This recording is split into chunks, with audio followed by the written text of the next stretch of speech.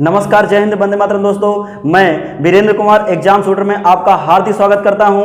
आइए आज मैं आप लोगों को बेसिक मैथ्स के अंतर्गत दशमलव का जोड़ एवं घटाना बताऊंगा। जी हाँ, बहुत लोगों को छोटी छोटी चीज़ें जानकारी नहीं होती हैं, जिसके कारण उनके बड़े बड़े सवाल जो होते हैं वो गलत हो जाते हैं।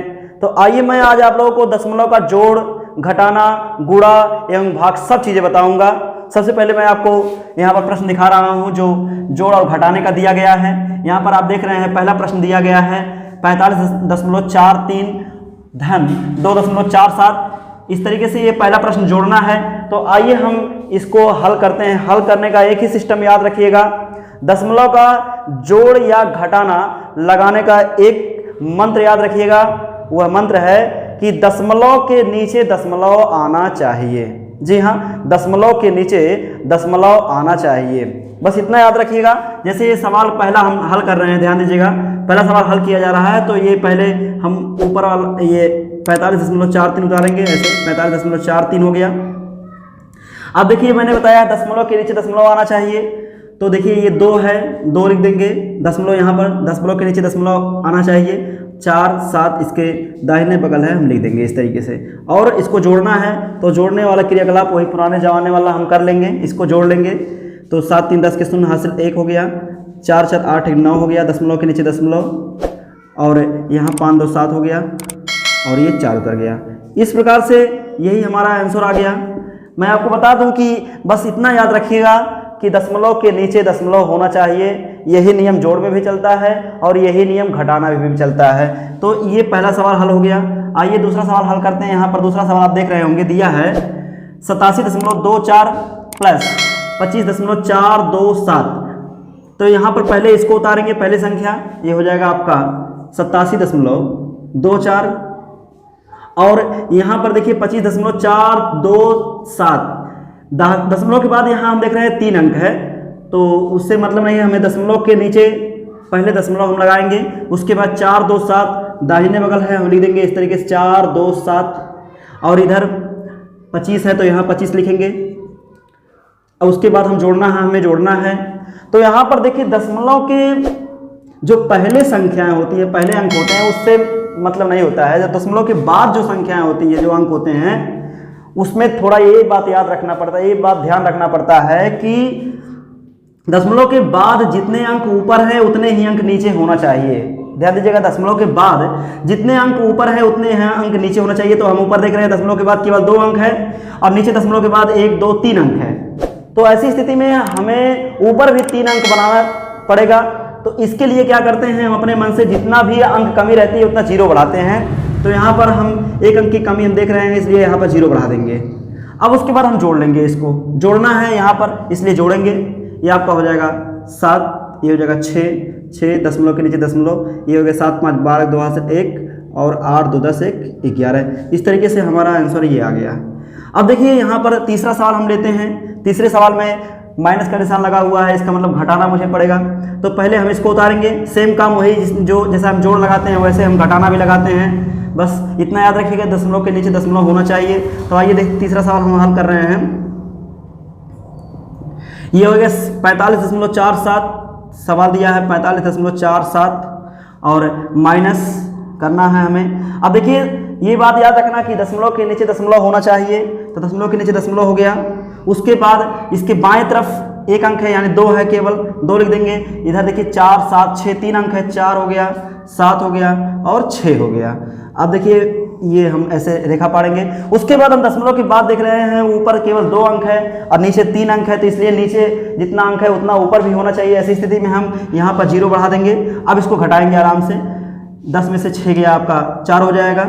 यहाँ पर 16 में से 7 गया 9 हो जाएगा, और यहाँ पर इससे उधार जाएगा 13 में से 4 गया 9 हो जाएगा, और यहाँ पर आपका 2 हो जाएगा, और ये 4 उतर जाएगा। इस तरीके से हमारा आंसर ये आ गया। अब देखिए एक सवाल और लेते हैं, चौथा। यहाँ पर दिया 46 - 4.54। जी हाँ, यहाँ पर 46 है, केवल 46 है, इसमें दशमलव नहीं है। तो मैं आपको बता दूं कि अगर किसी संख्या में दशमलव ना दिया रहे तो हमेशा याद रखिएगा लास्ट में दशमलव छिपा होता है। जी हाँ, इसको हम इस तरीके लिख सकते हैं, 46 है, 46 के बाद अभी देखिए कुछ नहीं है, दशमलव हम लिख सकते हैं। दशमलव लिखने के बाद जितना भी ज़रूरत पड़ेगी हम उतना अंक बढ़ा देंगे, याद रखिएगा उतना शून्य बढ़ा देंगे। तो अब देखिए इसके नीचे इसको लिखना है 4.54 को, तो ऐसी स्थिति में 4 हम लिखेंगे, दशमलव के नीचे तो पहले दशमलव लगा देंगे। उसके बाद देखिए बाएं बगल 4 है तो बाएं बगल हम 4 लिखेंगे, और दाहिने बगल यहाँ 5 4 है तो यहाँ दाहिने बगल 5 4 लिखेंगे। अब देखिए यहाँ पर 46 केवल था, 46 के बाद दशमलव हम लगा देंगे, और देखिए हम देख रहे हैं कि नीचे 2 अंक आ रहा है, इसलिए हम 2 जीरो बढ़ाएंगे। ये हो गया आपका 46.00, और उसमें से घटाना है 4.54 को। अब हम घटा लेंगे, यहाँ पर देखिए 10 हो जाएगा, 10 में से 4 गया 6 बचेगा, और यहाँ पर 9 में से 5 गया, ये बचेगा 4, यहाँ पर आपका 5 बचेगा, ये घटा देंगे और दशमलव के नीचे दशमलव लगाएंगे। तो इस तरीके से ये आपका हो जाएगा 4 हो जाएगा, यही हमारा आंसर है। अब इस तरीके से हमने जोड़ और घटाना लगाया। अब चलते हैं गुणा देखते हैं। 2 सवाल इसके लिए लेते हैं। पहला सवाल दिया गया है 456 गुणे 2.5, दूसरा सवाल दिया गया है 7.25 गुणे 3.4। तो आइए पहले सवाल को हम हल करते हैं। तो इसको हम सबसे पहले ऊपर नीचे लिखेंगे इस तरीके से, जैसे हम लिख रहे हैं 456 और गुणे का निशान यहाँ पर हो जाएगा 2.5, गुणा करना 2.5 से। तो जैसा कि मैं बता दूं, जैसा कि जोड़ और घटाना में ये नियम बताया गया कि दशमलव के नीचे दशमलव होना चाहिए, लेकिन गुणा में ऐसा कोई नियम नहीं होता है। गुणा में क्या करेंगे, जो पहली संख्या लिखा रहेगा उसको ऊपर लिखेंगे, और जो दूसरी संख्या जिससे हमें गुणा करना उसको नीचे लिखेंगे, गुणे का निशान लगा देंगे। अब हम दशमलव को कुछ देर के लिए भूल जाएंगे और बाकी जो संख्याएं बचे, बाकी जो अंक बचे हैं सबसे गुणा करेंगे। गुणा करने के बाद क्या होगा उसको हम आगे बताएंगे। यहाँ पर देखिए 5 36 के शून्य हासिल 3 हो गया, 5 5 25 3 28, 28 के 8 हासिल 2 हो गया, 5 चौक 20 2 22। यहाँ पर हम अभी गुणा कर लेंगे आराम से। 2 छक 12 के 2 हासिल 1 हो गया, 2 5 10 के 11 हासिल 1 हो गया, 2 छक 8 9। अब हम क्या करेंगे, इसको जोड़ लेते हैं। जैसे कि आप जानते हैं कि हम गुणा का नियम ये होता है, गुणा करने के बाद बारी बारी सभी अंकों से गुणा करते हैं। गुणा करने के बाद जितना आता है सब जोड़ते हैं। ये 0 हो गया, ये 0 हो गया आपका, ये 4 हो गया, और 9 2 11 हो गया। अब हम क्या करेंगे, दशमलव अब हमें लगाना है, इस उत्तर में लगाना है दशमलव। दशमलव कहाँ लगाएंगे, ये बहुत महत्वपूर्ण भूमिका निभाता है। सबसे पहले हम ऊपर वाली संख्या को देखेंगे कि उसमें दशमलव दिया है कि नहीं दिया है। तो हम देख रहे हैं इसमें दशमलव नहीं दिया गया है, तो इसलिए इस संख्या से कोई मतलब नहीं है। उसके बाद नीचे वाला संख्या देखेंगे जिससे हमने गुणा किया है, उसमें देखिए कितने अंक के बाद दशमलव लिखा गया है। तो हम देख रहे हैं इधर से दाहिने तरफ से देखते हैं, याद रखिएगा दाहिने तरफ से हम देखते हैं कितने अंक के बाद दशमलव लगा हुआ है। तो हम देख रहे हैं दाहिने तरफ से केवल 1 अंक के बाद दशमलव लगा हुआ है, यानी कि जब हम उत्तर लिखेंगे तो उत्तर में भी केवल 1 अंक के बाद ही दशमलव लगाएंगे। तो ऐसी स्थिति में दाहिने बगल से हम 1 अंक के बाद दशमलव लगाएंगे, यहाँ पर ये हो जाएगा दशमलव। इस तरीके से 1140.0 यही हमारा आंसर आएगा। और मैं आपको बता दूं कि इसको हम 1140 ही कह सकते हैं, क्योंकि दशमलव के बाद अगर 0 आ जाता है तो 0 को कोई महत्व नहीं होता है। अब आइए हम दूसरा सवाल यहाँ हल करते हैं। ये हो जाएगा 7.25 और गुणा करना है 3.4 से, तो हम इस तरीके से लिख देंगे। तो मैंने बताया आप लोगों को, पहले हम दशमलव को भूल जाएंगे, दशमलव से कोई मतलब नहीं रखेंगे, पहले हम गुणा करेंगे आराम से। 4 5 20 के शून्य हासिल 2 हो गया, 4 2 8 2 10 के शून्य हासिल 1, 4 7 28 1 29। इस तरीके से हो गया 4 का गुणा। 3 का गुणा करेंगे, 3 5 15 5 हासिल 1, 3 2 6 1 7 और 3 7 21। अब हम इसको जोड़ लेंगे दोनों को, ये 0 हो गया, 5 हो गया, 9 7 16 6 हासिल 1 हो गया, ये 4 हो गया और ये 2 हो गया। अब हम देखेंगे दशमलव कितने अंक के बाद लगेगा। तो हम देखेंगे ऊपर वाले में भी देखेंगे, नीचे वाले भी संख्या में देखेंगे। तो ऊपर वाले संख्या में दाहिने बगल से हम देखेंगे, दाहिने बगल से देखिए 1 2 अंक, 2 अंक ऊपर वाला हो गया, और नीचे वाले में भी देख रहे हैं कि 1 अंक के बाद दशमलव लगा हुआ। तो इस तरीके से 1 2 3 अंक के बाद दशमलव लगाएंगे उत्तर में। तो 1 2 3 यहाँ पर दशमलव लगेगा, यही हमारा आंसर है। अब आइए चलते हैं भाग सीखते हैं। तो दशमलव का भाग सीखने से पहले मैं बता दूं कि इसमें 4 टॉपिक होते हैं। चारों टॉपिक को हम बारी बारी सीखेंगे, और वह भी मैंने 4 प्रश्न के माध्यम से आपको 4 टॉपिक सिखाने का प्रयास किया है। पहला सवाल दिया गया है 15/4, इसको हमें दशमलव में बदलना है, यानी दशमलव का भाग की तरह हमें लगाना है। फिर 17/3 दिया गया है, फिर 42.5 डिवाइड बाई 8 और चौथा क्वेश्चन दिया गया है 6.25 डिवाइड बाई 2.5। इस तरीके से 4 सवाल दिए गए हैं, चारों सवालों को हमें हल करना है। तो आइए पहला सवाल हम हल करते हैं। यहाँ पर दिया है 15/4, ये दशमलव का भाग की तरह हमें लगाना है। इसका मतलब 15/4 को हमें दशमलव में बदलना है।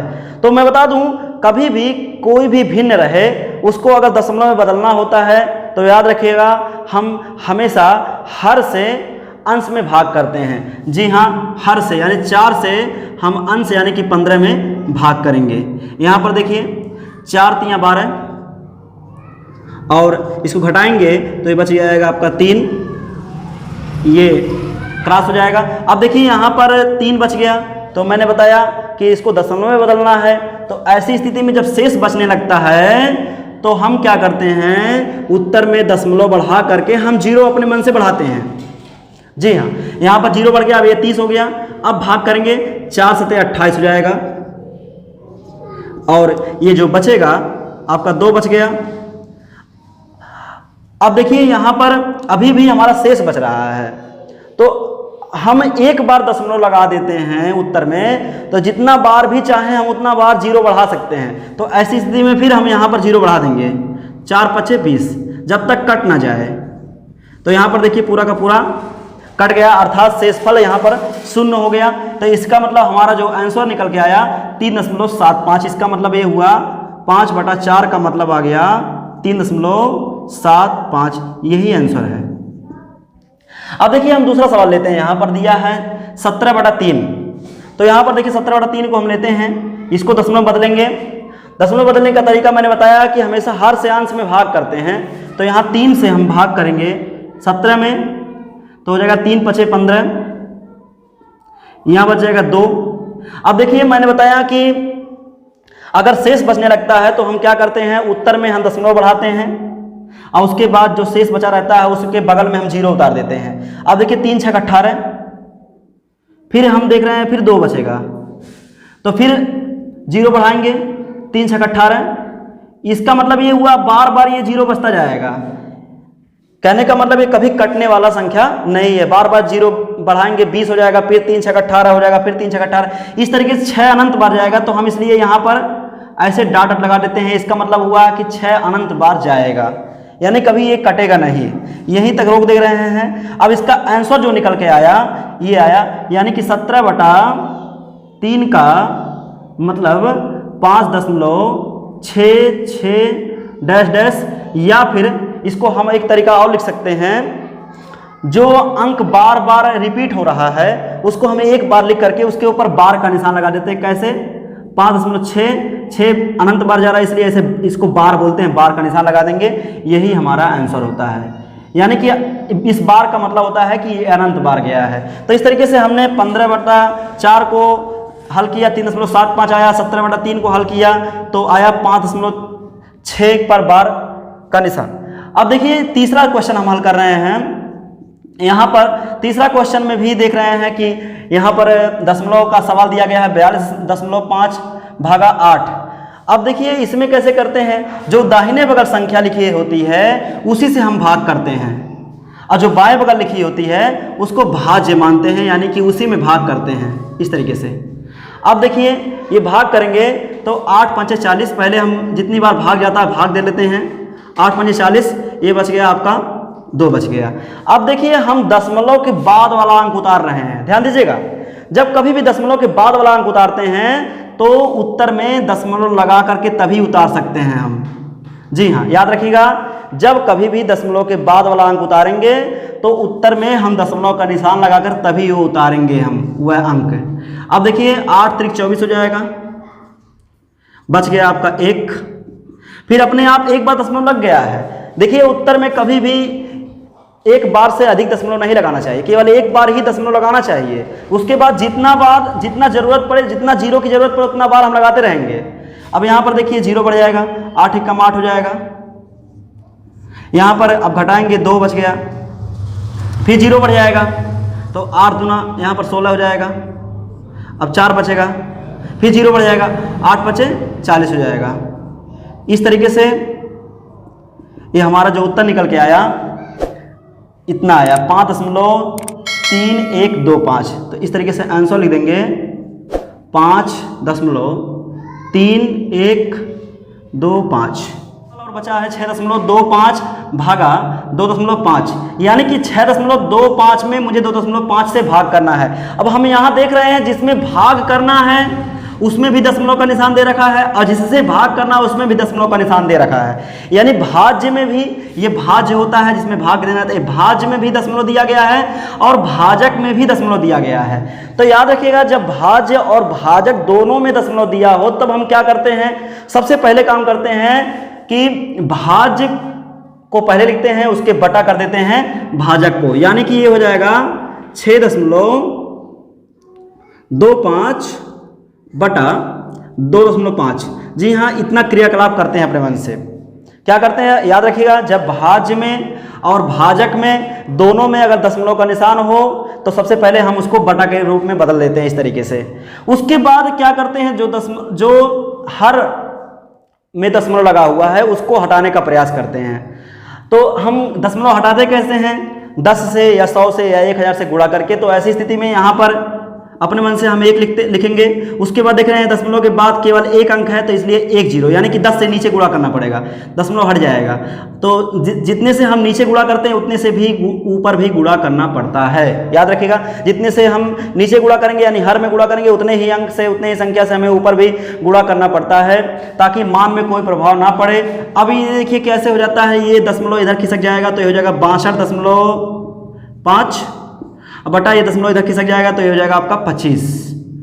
अब हमें क्या करना है, 25 से 62.5 में भाग देना है। इसका मतलब इसका 6.25 भागा 2.5 का मतलब ये आ गया 62.5 डिवाइड बाई 25। अब हमें 25 से भाग करना है तो 25 से हम आराम से भाग कर सकते हैं 62.5 में। तो यहाँ पर 25 दूना 50 हो जाएगा, ये आपका 2 बचेगा और 1 बचेगा। ये दशमलव के बाद वाला उतार रहे हैं इसलिए दशमलव पहले हम यहाँ बढ़ाएंगे फिर 5 उतारेंगे। अब देखिए 25 का भाग देंगे तो 25 पंजे 125 हो जाएगा, ये कैंसिल हो जाएगा सब। इस प्रकार से जब हमारा उत्तर निकल के आ रहा है 2.5, इसका मतलब ये हुआ कि जो हमारा आंसर आएगा लिख देंगे 2.5। धन्यवाद। वंदे मातरम।